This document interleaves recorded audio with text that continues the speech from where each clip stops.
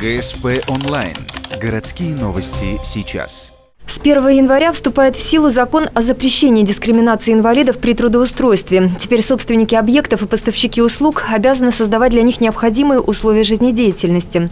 К примеру, оснащать объекты знаками, помогать в сопровождении, обеспечивать рабочие места. Порядок создания условий определяют федеральные министерства. Закон должен защищать права инвалидов, на деле же сплошные камни преткновения.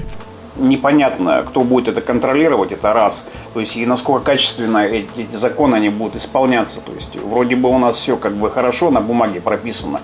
Когда касается реальных каких-то дел, то как бы не особо качественно все это исполняется и делается. То есть что касаемо доступной среды. Наталья Булгакова с детства лишена возможности передвигаться без коляски. Сама воспитывает 2 малолетних детей. Без работы ей никуда. Нужно кормить семью. Сейчас девушка трудоустроена. Работает на дому диспетчером службы доставки. Но Наталья не понаслышке знает, как трудно бывает маломобильным людям найти работу. У меня техническое образование. Я могу работать. Я строитель, техник-строитель. Дело в том, что я могу сидеть в какой-нибудь строительной организации, либо в какой-то любой организации. Даже в ЖУ я могу сидеть и считать сметы.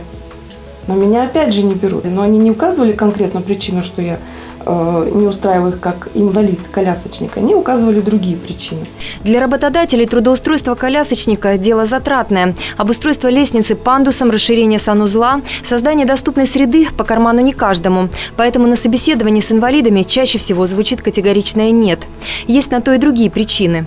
К сожалению, многие предприниматели просто объективно не смогут предоставить таким людям рабочее место. Многие объекты, где сейчас располагаются предприятия малого бизнеса, кафешки, службы быта, они строились изначально без учета доступности для людей с ограниченными возможностями. Это либо полуподвальные помещения, либо подвалы. Работа на дому как альтернатива, быть может, допустима. Но человек – существо социальное. Живое общение ему необходимо. Пока же закон вышел, а ВОЗ и ныне там.